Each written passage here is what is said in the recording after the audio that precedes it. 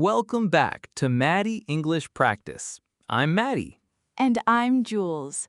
Today we are looking at a word that describes a very specific, slightly uncomfortable human emotion.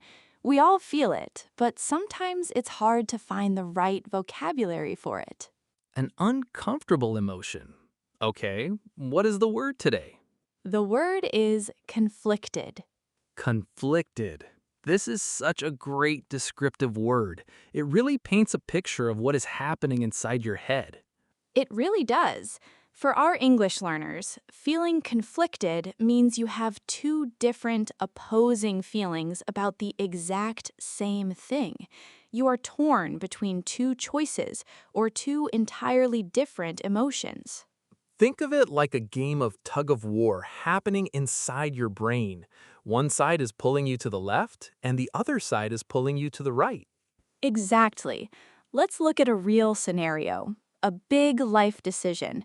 Imagine you just got offered your absolute dream job.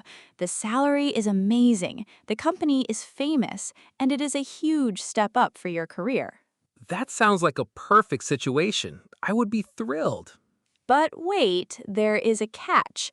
To take the job, you have to move across the world, completely away from your family and all your best friends. Oh no, now my feelings are completely split. Half of me is so excited for the career opportunity, but the other half of me is incredibly sad to leave my family behind. Yes, and that exact feeling, being excited and sad at the exact same time about the exact same situation, means you feel conflicted. That is a perfect example.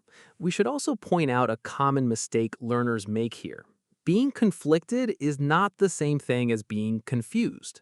That is a great point. How would you explain the difference? If you are confused, it means you don't understand something. You don't know the rules or you don't have enough information. But if you are conflicted, you understand everything perfectly. You just don't know which emotion or which choice should win. Oh, that is such a clear way to describe it. Confusion is a lack of understanding. Being conflicted is a battle of emotions. Let's look at a smaller, everyday scenario. Imagine your best friend cooks dinner for you. They spent 3 hours making it. They're so proud of it, but it tastes absolutely terrible. Oh, that is the worst position to be in. Right? Then they look at you and ask, "Do you like it?" What do? You want to be honest because you value the truth, but you also want to lie to protect your friend's feelings. You are trapped between being a good friend and being an honest person. You feel conflicted. Exactly. It doesn't always have to be a massive career move. We feel conflicted about small social situations all the time. Curious. Your homework for today: think about a time recently when you felt conflicted.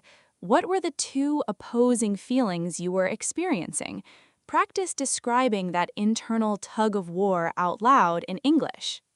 Being able to express your complicated emotions clearly is a huge step in mastering the language. Thanks for joining us today. Keep practicing, keep listening, and keep growing. See you next time on Mady English Practice.